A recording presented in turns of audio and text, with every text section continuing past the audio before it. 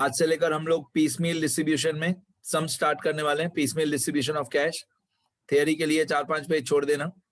ये question number 2 है exercise का। यहाँ पे लिखा हुआ है A B and C are partners sharing profit and loss in the ratio of 3:1। तो हम लोग एक स्टेटमेंट बनाएंगे। उस स्टेटमेंट में ए बी सी का जो कैपिटल है वो 3 कॉलम तो हमेशा बनाने ही बनाने हैं, और लायबिलिटी साइड पे जितनी भी, ये क्वेश्चन में ओल्ड बैलेंस शीट दी हुई है, लायबिलिटी साइड पे जितने भी अलग अलग नाम हो उन सब हर एक लायबिलिटी का एक एक कॉलम बनाना है रैंक वाइज। अब मैंने आपको ऑर्डर या सीक्वेंस ऑफ पेमेंट बताया कि किसको पहले पे करना है किसको बाद में। उस ऑर्डर के हिसाब से, उस रैंक के हिसाब से यहाँ पे 4 अमाउंट दी हुई है। तो हम सबसे पहले पे करेंगे क्रेडिटर्स को, फिर हम ए बी सी के तीनों के कैपिटल को साथ में पे करेंगे। तो लायबिलिटीज में 4 ही अमाउंट है तो हम 4 ही कॉलम बनाएंगे। तो जितनी अलग अलग लायबिलिटीज होती हैं उतने अलग अलग कॉलम्स होते हैं, ठीक है। अब ये ओल्ड पीएनएल रेशियो है 3:1। अब मैं धीरे धीरे हेडिंग के साथ फॉर्मेट बता दूं। सबसे पहले आएगा statement showing piecemeal distribution of cash among partners by method का नाम, सरप्लस कैपिटल मेथड या मैक्सिमम लॉस मेथड, और अगर मेथड का नाम नहीं दिया हो तो सरप्लस कैपिटल मेथड। ओके, अब ये स्टेटमेंट बनानी है आपको। इसमें पहला कॉलम क्रेडिटर्स का, फिर जो तीनों पार्टनर्स हैं ए बी सी उनका कैपिटल, ए का कैपिटल, बी का कैपिटल और सी का कैपिटल, जितने पार्टनर्स हो उन सबका एक एक कॉलम, ठीक है। और ये जो लिखा हुआ है 3:1 ये पार्टनर्स का पीएनएल रेशियो है, ठीक है।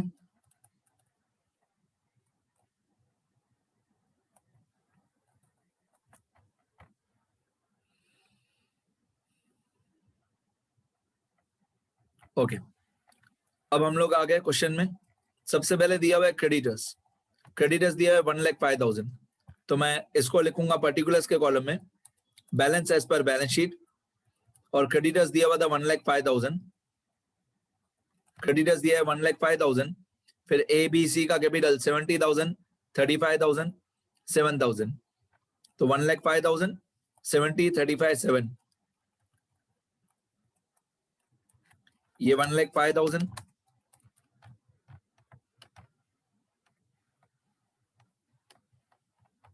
फिर 70,000, फिर 35,000 और फिर लास्ट में 7,000।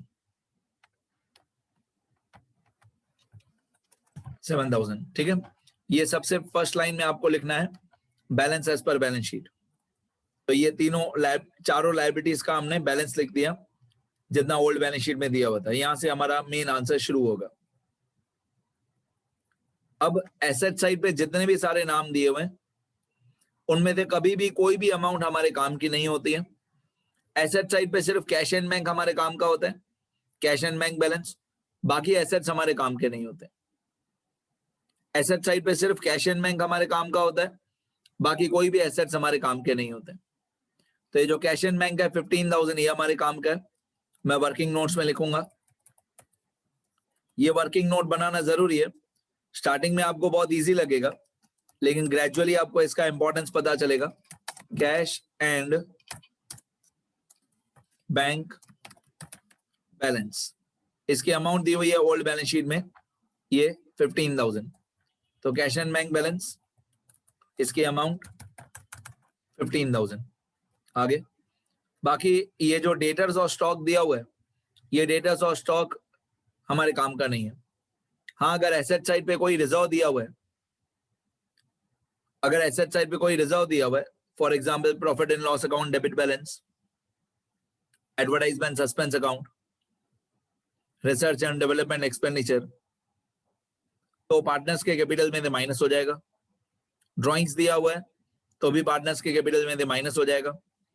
करंट अकाउंट दिया हुआ है एसेट साइड पे तो भी पार्टनर्स के कैपिटल में से माइनस हो जाएगा, ठीक है। बाकी ये जो डेटा है, स्टॉक है, लैंड एंड बिल्डिंग, फर्नीचर वगैरह, ये सारे एसेट्स हमारे काम के नहीं होते, क्योंकि ये सारे एसेट्स का जो सेलिंग प्राइस होता है वो इस एसेट्स रियलाइज के अंदर इंक्लूड हो गया। तो यहाँ पे जो डेटा और स्टॉक लिखा हुआ है वो हमारे काम का नहीं है। सिर्फ बैंक बैलेंस हमारे काम का है, वो मैंने वर्किंग नोट्स में लिख दिया। अब यहाँ पे लिखा हुआ है अब receivable of ₹5,000, maturing on 30 June 2010 was discounted by the firm. कितने का बिल है? 5000. मैच्योर कब होगा? 30 जून. अब सुनना ध्यान से, इसलिए मैं आपको बोल रहा था वर्किंग नोट्स बनाना जरूरी है. यहाँ पे मैं एक बिल रिसीवेबल का रिजर्व बनाऊंगा, एक कॉलम बनाऊंगा. मैं इस कॉलम की मैं हेडिंग लिखूंगा reserve for bill receivable. Okay, क्या अमाउंट थी बिल रिसीवेबल की? 5000. मैच्योर कब होगा? 30 जून. पहले 5000 रुपीज का हम लोग रिजर्व बना के रखेंगे. तो ये 5000 रुपीज हमारे cash balance plus first instalment में से माइनस हो जाएगा 5000. ठीक है, ये मैंने थियरी वाले पेजेस में भी बताया कि 5000 जो बिल रिसीवेबल है उतना रिजर्व बनाओ, उतना पैसा कैश में से माइनस करके साइड में करके रखो. आगे इसके बाद आप लोगों को दिया हुआ ये बिल मैच्योर होगा 30 जून पे. ओके, अब यहाँ पे आप ये मैं पॉइंट बताऊंगा 30 जून का क्या होगा. आगे लिखा हुआ it was mutually agreed that the realisation of assets should be distributed at the end of each month. The expenses and realisation month wise were as follows. तो यहाँ पे 30 अप्रैल, 31 मई, 30 जून, 31 जुलाई, ये जो 4 मंथ दिए हुए हैं ये 4 हमारे इंस्टॉलमेंट्स हैं. तो मैं सबसे पहले वर्किंग नोट्स में ये डेट्स लिखूंगा. यहाँ पे वर्किंग नोट्स में मैं ये वाली डेट्स पहले लिखूंगा.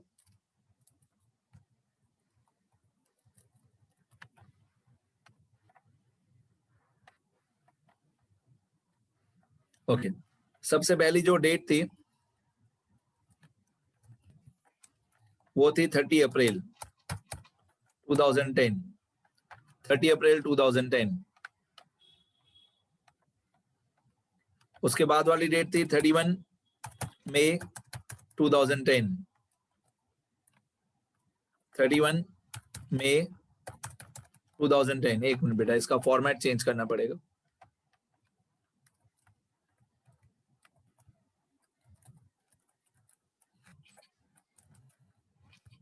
मई 2010. उसके बाद था 30 जून 2010. उसके बाद था 31 जुलाई 2010. ठीक है, अब इन चारों डेट्स पे हम लोगों को थोड़ा थोड़ा पैसा मिला, एसेट्स रियलाइज. तो ये लिखा हुआ है एसेट्स रियलाइज, इतना पैसा हमको मिला. और ये एक्सपेंसेस लिखा हुआ है, ये एक्सपेंसेस का पैसा हम लोगों ने पे किया. तो एसेट्स रियलाइज मतलब पैसा आया, एक्सपेंस मतलब पैसा गया. तो 41,000, 3,500. तो मैं यहाँ पे लिखूंगा 41,000 रुपीज आए और 3,500 रुपीज हम लोगों ने एक्सपेंस पे किया. अब ये रिजर्व फॉर बिल रिसीवेबल को थोड़ा सा फिलहाल मैं साइड में ले लेता हूं. यहाँ पे लिख देता हूं रिजर्व फॉर बिल रिसीवेबल. चलो, फर्स्ट इंस्टॉलमेंट में इतना पैसा आया, उसमें से इतना एक्सपेंस हुआ. यहाँ पे लिखेंगे रियलाइज्ड. रियलाइज्ड मतलब पैसा आया. और यहाँ पे लिखेंगे एक्सपेंस मतलब इतना पैसा हमने पे किया. चलो, ये हो गया. यहाँ पे मैं लिख दूंगा फर्स्ट इंस्टॉलमेंट. First instalment. फिर यहाँ पे मैं लिख दूंगा सेकंड इंस्टॉलमेंट, फिर थर्ड इंस्टॉलमेंट, फिर फोर्थ इंस्टॉलमेंट. ठीक है, तो 41,000 माइनस 3,500 ये फर्स्ट इंस्टॉलमेंट हो गया. आगे सेकंड इंस्टॉलमेंट में लिखा हुआ है 63,000, 2,700. 63,000 और 2,700. 63,000, 2,700. डन. थर्ड इंस्टॉलमेंट में लिखा हुआ है, अभी तक तो मैं क्वेश्चन ही कॉपी कर रहा हूँ.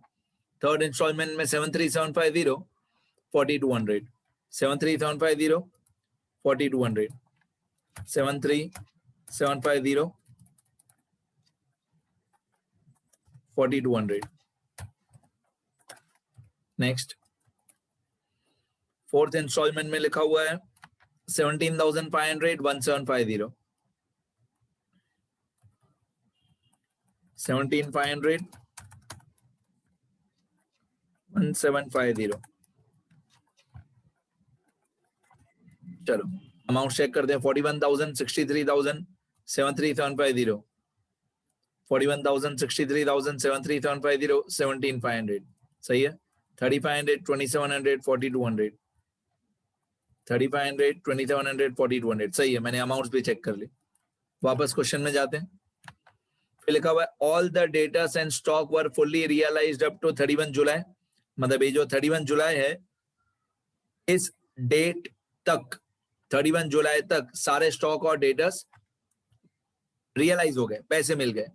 स्टॉक को बेच दिया, ये जो स्टॉक था उसको बेच दिया और डेटर्स का पैसा मिल गया. अब ये जो डेटर्स की ओल्ड वैल्यू है 1,47,000, ये हमारे किसी काम की नहीं है. ये जो स्टॉक की ओल्ड वैल्यू है 55,000, ये किसी भी काम की नहीं है. दोनों अमाउंट्स ये ब्लाइंडली कट कर देने का. स्टॉक और डेटर्स, ये सारी अमाउंट्स कट कर देने की, स्टॉक और डेटर्स की. ये हमारे किसी काम की नहीं है. ओल्ड वैल्यू किसी भी काम की नहीं है. आगे फिर all the debtors and stock were realized fully on 31 July 2010. The bill receivable discounted was duly met by the acceptor. अब जो बिल था वो हमारे किसी डेटर ने एक्सेप्ट किया होगा, उसका प्रॉपरली हमको पैसा मिल गया. अब बिल मैच्योर होने वाला था 30 जून पे, तो ये पैसा हमको मिलेगा 30 जून वाली इंस्टॉलमेंट पे. तो 30 जून वाली इंस्टॉलमेंट में ये 5,000 रुपए हम लोगों को मिल जाएंगे. यहाँ पे लिखा था बिल मैच्योरिंग ऑन 30 जून, तो 30 जून वाली इंस्टॉलमेंट है ये वाली, थर्ड वाली. तो थर्ड इंस्टॉलमेंट में हम लोग 5,000 ऐड कर देंगे. अब वर्किंग नोट्स देखो, ये वर्किंग नोट्स. पहले हम लोगों ने ये 5,000 रुपीज रिजर्व बनाया था. मतलब हम लोगों ने कैश बैलेंस में दे 5,000 रुपीज को अलग से माइनस करके रखा था, साइड में करके रखा था. यही 5,000 वापस से ऐड हो जाएगा. कब? 30 जून वाली इंस्टॉलमेंट में. 30 जून वाली इंस्टॉलमेंट में ये 5,000 रुपीज वापस हमारे पास आ जाएंगे. तो पहले हमने किया था 5,000 माइनस और बाद में हम लोग कर देंगे 5,000 प्लस. पहले हमने रिजर्व बनाया था, 5,000 साइड में करके रखे थे. फिर बाद में 30 जून वाली इंस्टॉलमेंट में, ये 30 जून वाली इंस्टॉलमेंट है, इसमें 5,000 वापस प्लस कर देंगे. डन. आगे और क्वेश्चन में क्या दिया हुआ है? Setup the cash account. Cash account exam में नहीं पूछेंगे. एंड द कैपिटल अकाउंट नहीं पूछेंगे. Showing the monthly distribution of cash. आपको कैश अकाउंट और कैपिटल अकाउंट नहीं पूछेंगे, आपको एक स्टेटमेंट पूछेंगे एग्जाम में. ये वाली स्टेटमेंट आपको पूछेंगे. Prepare a statement showing the piecemeal distribution of cash among partners.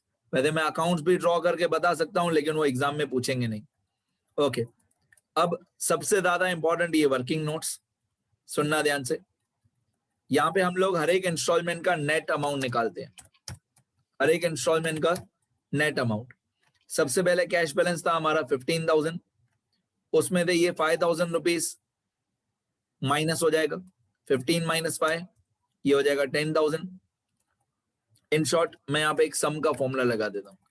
Some from 15,000 to 5,000.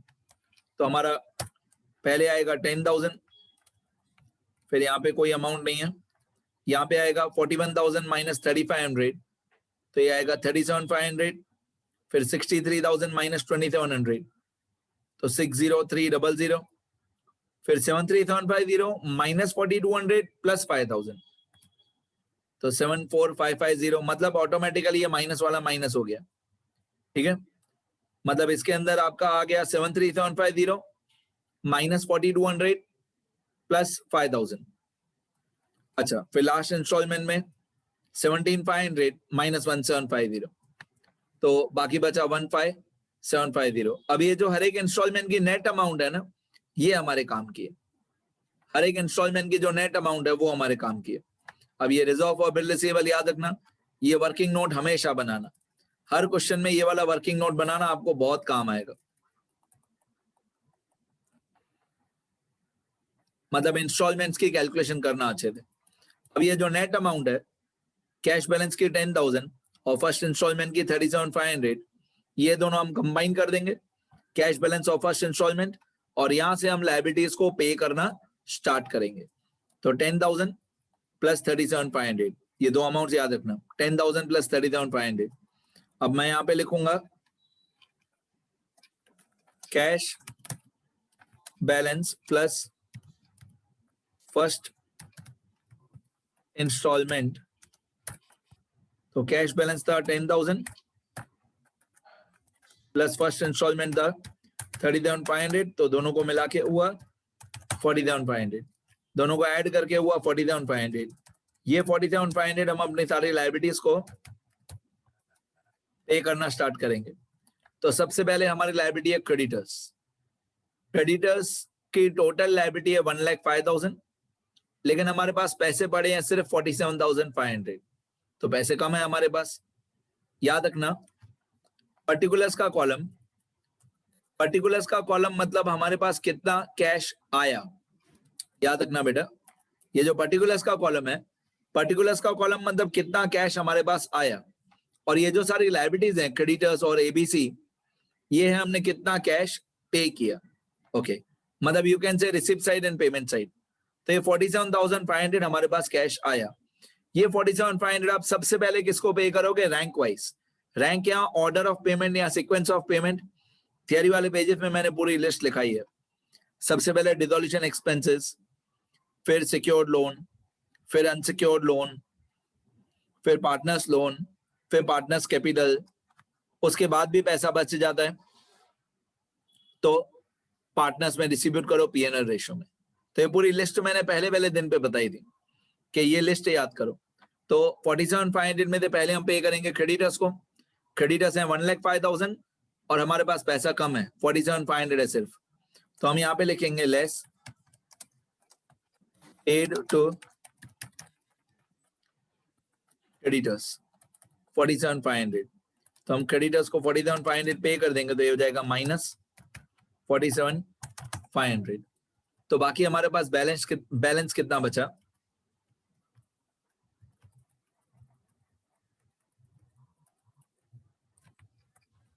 बाकी हमारे पास बैलेंस कितना बचा? कैश का बैलेंस बचेगा 0, ऑब्वियसली कैश का बैलेंस बचेगा 0। ये 47,500 हम लोग क्रेडिटर्स को पे कर देंगे, तो क्रेडिटर्स का बैलेंस भी कम हो जाएगा। अब सुनना सब लोग ध्यान से। तो हम लोगों ने क्रेडिटर्स को पे किया 47,500, तो 47,500 हमारा कैश बैलेंस भी कम हो जाएगा, कैश भी हमारा 47,500 कम हो जाएगा, और क्रेडिटर्स का बैलेंस भी 47,500 कम हो जाएगा। फिलहाल ए बी सी के कैपिटल को हम लोग कुछ भी पे नहीं करेंगे। ए को 0, बी को 0, सी को 0। फिलहाल ए बी सी को हम कुछ भी पे नहीं करेंगे। जो हमारे पास पैसे थे 47,500 वो हमने पे कर दिए किसको? क्रेडिटर्स को। जो पैसे हमारे पास पड़े थे 47,500 वो हमने क्रेडिटर्स को पे कर दिए। तो कैश बैलेंस भी हमारा 47,500 कम हो जाएगा और क्रेडिटर्स का बैलेंस भी 47,500 कम हो जाएगा। तो पहले क्रेडिटर्स था 1,05,000, उसमें से 47,500 हमने पे कर दिया क्रेडिटर्स को, बाकी क्रेडिटर्स बचेगा 57,500। मतलब 1,05,000 माइनस 47,500, बाकी क्रेडिटर्स बचेगा 57,500। अच्छा, ए का कैपिटल पहले 70,000 था, उसमें हमने पे कुछ भी नहीं किया, तो ए का कैपिटल 70,000 सेम रहेगा। बी का कैपिटल पहले 35,000 था, उसमें हमने कुछ भी पे नहीं किया, तो बी का कैपिटल 35,000 सेम रहेगा। सी का कैपिटल पहले 7,000 था, उसमें हमने कुछ भी पे नहीं किया, तो सी का कैपिटल 7,000 सेम रहेगा। ठीक है, हम लोगों ने सिर्फ क्रेडिटर्स को पे किया 47,500। अगर आपको ये फर्स्ट इंस्टॉलमेंट समझ में आ गई तो 99% चैप्टर ऐसा ही है। हर क्वेश्चन में यही करना है कि जितने हमारे पास पैसे आए 47,500, तो कैश भी कम हो गया 47,500 और क्रेडिटर्स भी कम हो गया 47,500। आगे इसके बाद हम लोग जाएंगे कुछ ये जो वर्किंग नोट्स है इसमें सेकंड इंस्टॉलमेंट में। तो हमारी सेकंड इंस्टॉलमेंट कितनी थी? सेकंड इंस्टॉलमेंट थी हमारी ये वाली 31 मई सेकंड इंस्टॉलमेंट। इसकी नेट अमाउंट थी 60300। ये हमारे काम का है 60300। तो मैं स्टेटमेंट में जाऊंगा,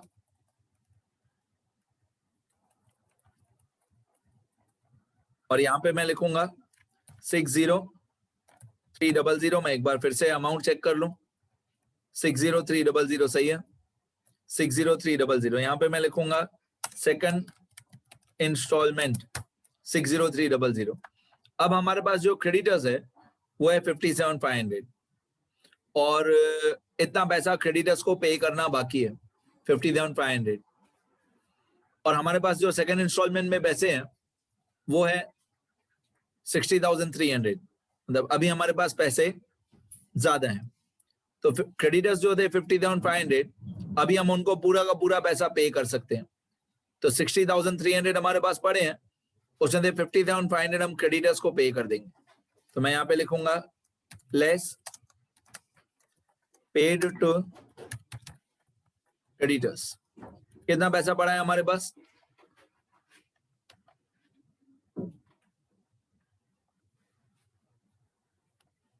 हमारे पास पैसे पड़े हैं 60,300।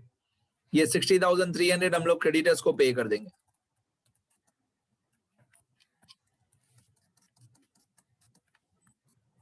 ये 60,300 में लिख दूंगा माइनस कैश में दे 60,300, नहीं सॉरी मेरी गलती है। क्रेडिटर्स को कितना पैसा पे करना है? 50,500। तो अभी हम 50,500 ही पे करेंगे। 50,500 क्रेडिटर्स में दे माइनस और 50,500 कैश में दे माइनस। तो हमारे पास कैश पड़ा था 60,300, उसमें से 50,500 हमने क्रेडिटर्स को पे कर दिया। तो कैश भी हो जाएगा माइनस 50,500 और क्रेडिटर्स भी हो जाएगा माइनस 50,500। फिलहाल ए बी सी को फिलहाल कुछ भी पे नहीं करेंगे, ठीक है। तो क्रेडिटर्स था 50,500, उतना हमने क्रेडिटर्स को पे कर दिया 50,500। तो कैश भी कम हो जाएगा और क्रेडिटर्स का बैलेंस भी कम हो जाएगा। अब यहां पे मैं लिखूंगा बैलेंस।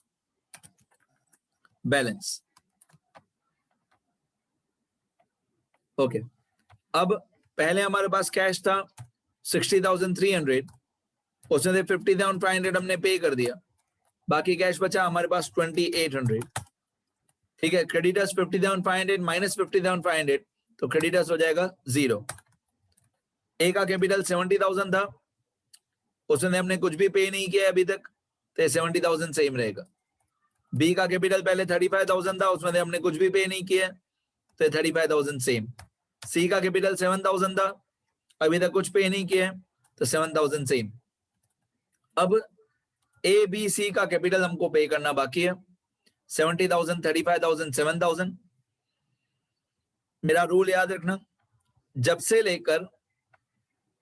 लेकर पार्टनर्स का कैपिटल पे करना हो, जब से लेकर तीनों पार्टनर्स का कैपिटल पे करना हो, तब से लेकर मेथड काम आता है, या सरप्लस कैपिटल मेथड या मैक्सिमम लॉस मेथड।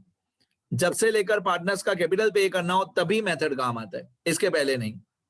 इसका मतलब ये हुआ कि स्टार्टिंग से लेकर यहां तक, स्टार्टिंग से लेकर जितना हमने अभी तक सॉल्व किया है, जो मैंने हाईलाइट किया है सारा, दोनों मेथड में, सरप्लस कैपिटल मेथड हो या मैक्सिमम लॉस मेथड हो, इतना स्टेटमेंट दोनों मेथड में सेम रहेगा। यहां तक पूरा मेथड सेम रहेगा। और मैं फिर से बोल रहा हूं, मेरा गोल्डन रूल, जब से लेकर पार्टनर्स का कैपिटल पे करना हो तब से लेकर मेथड काम आएगा। ओके, अब हम लोगों को सरप्लस कैपिटल मेथड चाहिए। तो सरप्लस कैपिटल मेथड के लिए इस स्टेटमेंट को 5 मिनट के लिए यहां पे ही छोड़ना पड़ेगा। हम लोगों को पहले वर्किंग नोट में एक स्टेटमेंट बनाना पड़ेगा। तो 5 मिनट के लिए ये स्टेटमेंट को छोड़ दो, वर्किंग नोट में जाएंगे और एक नया स्टेटमेंट बनाएंगे। सुनना ध्यान से सब लोग, ये मिस्टर ए, ये मिस्टर बी और ये मिस्टर सी। वही फिर से यहाँ पे मिस्टर ए, मिस्टर बी और मिस्टर सी। अब ये जो तीन पीछे वाले ए बी सी लिखा हुआ है वो रफ वर्क है या रफ कैलकुलेशन है। अब यहाँ पे मैं पर्टिकुलर्स के कॉलम, यहाँ पे पर्टिकुलर्स आएगा। ये वर्किंग नोट है, ये एक वर्किंग नोट आप लोगों को बनाना है। अब मैं बता दूं आपको ये वर्किंग नोट कब बनाना है, सुनते रहना।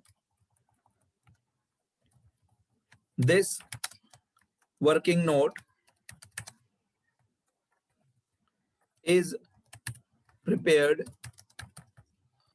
only in surplus capital method। ये वर्किंग नोट आपको बनाना है सिर्फ सरप्लस कैपिटल मेथड में बस। और जो दूसरा मेथड होता है मैक्सिमम लॉस मेथड, उसमें ये वर्किंग नोट नहीं बनाना। आप लोग फिलहाल कुछ भी नहीं लिखना, फिलहाल सिर्फ स्क्रीन पे ध्यान दो।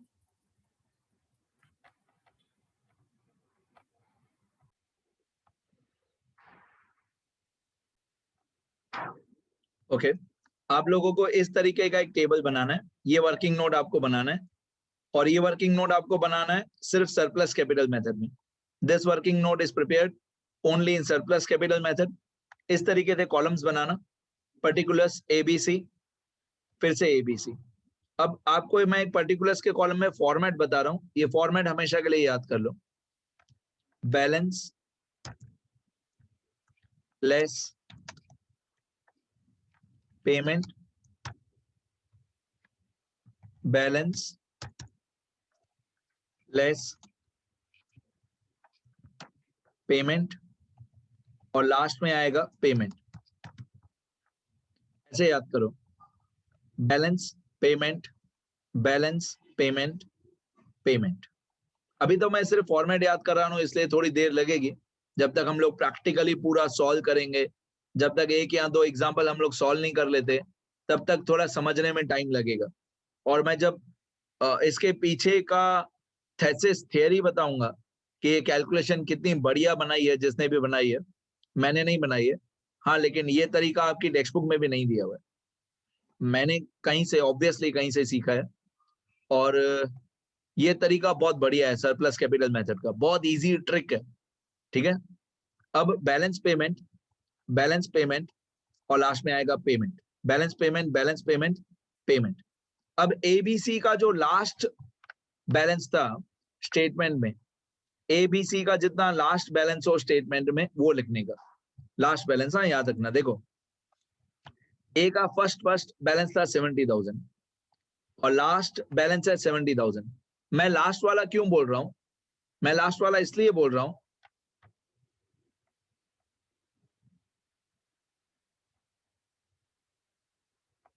मैं लास्ट वाला इसलिए बोल रहा हूं क्योंकि जो फर्स्ट वाला होगा ना, फर्स्ट वाले में कभी रिजर्व्स प्लस करना बाकी होंगे, कभी ड्रॉइंग्स माइनस करना बाकी होगा, कभी करंट अकाउंट प्लस माइनस करना बाकी होगा।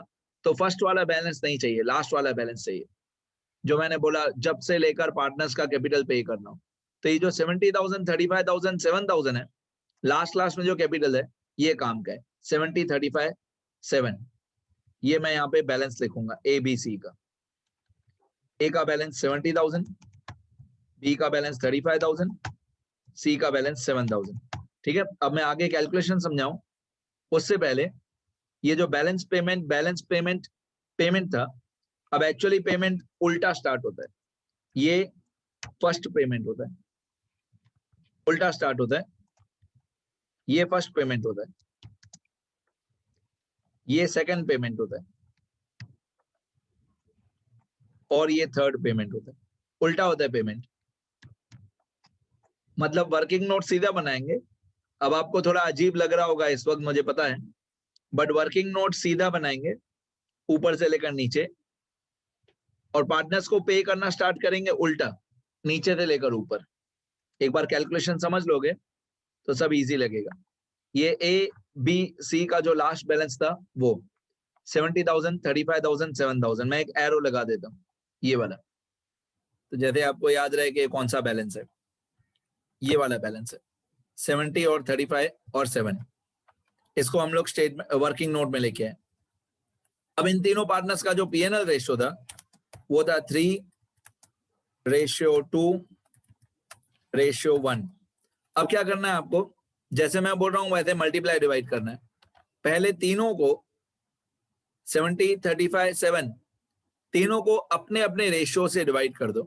तो यहाँ पे होगा 70,000 डिवाइडेड बाय 3, यहाँ पे होगा 35,000 डिवाइडेड बाय 2, और यहाँ पे होगा 7,000 डिवाइडेड बाय 1। मैंने क्या बोला आप लोगों को, तीनों को अपने अपने रेशियो से डिवाइड करो। 70,000 को डिवाइड बाय 3, 35,000 को डिवाइड बाय 2, और 7,000 को डिवाइडेड बाय 1। तीनों को अपने अपने रेशियो से डिवाइड करो और देखो आंसर क्या आता है। इक्वल टू 70,000 डिवाइड बाय 3, ये होता है 23,333, 23,333। एक मिनट, मैं कॉमास लगा लूं अच्छी तरह सब जगह पे। जैसे कॉमा लगी हुई होगी तो दूर से भी दिखाई देगा आपको। ओके, ये आएगा 23,333.33। 0.33 को अप्रोक्सीमेट किया हुआ है। यहाँ पे 35,000 35,000 डिवाइड बाय 2 35,000 डिवाइड बाय 2 तो आएगा 17,500 और यहाँ पे 7,000 डिवाइड बाय 1 तो आएगा 7,000। तो मैंने क्या किया, तीनों को अपने अपने रेशियो से डिवाइड कर दिया। 70,000 डिवाइड बाय 3, 35,000 डिवाइड बाय 2 और 7,000 डिवाइड बाय 1। अब इन तीनों में से जो लोएस्ट अमाउंट हो उसको आपको स्टार लगाना है। इन तीनों में से लोएस्ट कौन सा है? 23,300, 17,500, 7,000।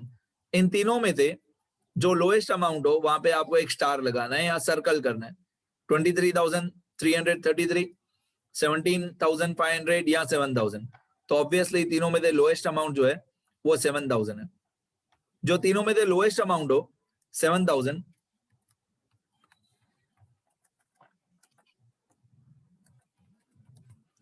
जो तीनों में से लोएस्ट अमाउंट हो 7,000, इस 7,000 को सुनना ध्यान से, थोड़ा अजीब है पहली बार में, लेकिन जैसे सम्स हो जाएंगे तो बहुत मजा आएगा।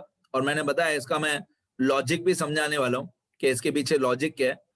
सबसे पहले तीनों को अपने अपने रेशियो से डिवाइड करना है। 70,000, 35,000, 7,000। तो 70,000 divided by 3, 35,000 divided by 2, 7,000 divided by 1। फिर तीनों को अपने अपने रेशियो से डिवाइड करने के बाद जो लोएस्ट आए तीनों में से उसको एक सर्कल करना है या स्टार लगाना है। अब ये जो 7,000 है इसको वापस मल्टीप्लाई कर देना है। किसके साथ? 7,000 multiply by 1, 7,000 multiply by 2, 7,000 multiply by 3। ये हमारा पेमेंट आ गया। यहाँ पे इक्वल टू 7,000 मल्टीप्लाई बाय 3 ए में, यहाँ पे 7,000 मतलब तीनों का जो रेशियो था 7,000 मल्टीप्लाई बाय 2 और यहाँ पे 7,000 मल्टीप्लाई बाय 1। तो ये जो लोएस्ट अमाउंट आई 7,000 उसको तीनों के साथ मल्टीप्लाई करना है, इंटू 3, इंटू 2, इंटू 1। तो 7,000 इंटू 3 21,000, 7,000 इंटू 2 14,000, 7,000 इंटू 1 7,000। तो ये हो जाएगा, यहाँ पे आएगा -21,000, मतलब ये हमने पैसा पे कर दिया ए को, -21,000। बी में आएगा -14,000 और सी में आएगा -7,000। ओके, अब नया पेमेंट, सॉरी नया बैलेंस। तो यहाँ पे ए का बैलेंस आएगा 70,000 -21,000। तो 70,000 -21,000 ये होता है 49,000। बी में 35 -14 तो ये होता है 21,000। सी में 7 -7 0। ऑब्वियसली सी 0 हो जाएगा, जो लोएस्ट था वही 0 हो जाएगा। जो लोएस्ट अमाउंट थी वो यहाँ पे सेम आएगी और ये हमेशा जो लोएस्ट वाला था वो 0 हो जाएगा। अब ये जो हमने प्रक्रिया की, ये जो हमने काम किया, ये पूरा काम यहाँ पे सेकंड वाले बैलेंस और पेमेंट में ये पूरा प्रोसेस सेम फिर से करना है। सी यहाँ पे 0 हो जाएगा, सी लास्ट में भी 0 हो जाएगा, यहाँ पे भी मिस्टर सी 0 हो जाएगा, यहाँ पे भी 0 हो जाएगा, यहाँ पे भी 0 हो जाएगा। सी कंप्लीट हो गया, मिस्टर सी का सब बैलेंस कंप्लीट हो गया। अभी हमको सिर्फ ए और बी को सॉल्व करना है, जैसे पहले किया वैसे करना है। बेटा ये लेक्चर आधे मिनट में कंप्लीट हो जाएगा, सेकंड पार्ट वीडियो में आ जाना। ये 49,000 को डिवाइडेड बाय 3 करेंगे यहाँ पे। तो यहाँ पे मैं लिखूंगा 49,000 डिवाइडेड बाय 3 और 49,000 डिवाइडेड बाय 3। फिर यहाँ पे मैं लिखूंगा 21,000 डिवाइड बाय 2। अपने अपने रेशियो से डिवाइड करेंगे और वही काम फिर से करेंगे। 49,000 को डिवाइड बाय 3 क्योंकि ये ए का अमाउंट है, 49,000 डिवाइड बाय 3। बी का जो अमाउंट है 21,000 उसको डिवाइड बाय 2। तो यहाँ पे मैं लिखूंगा इक्वल टू 49,000 डिवाइड बाय 3 और यहाँ पे मैं लिखूंगा इक्वल टू 21,000 डिवाइड बाय 2। तो ये आया 16,333 और ये आया 10,500। सुनते रहना, वीडियो कंप्लीट हो जाए तो वापस आ जाना। अब इन दोनों में से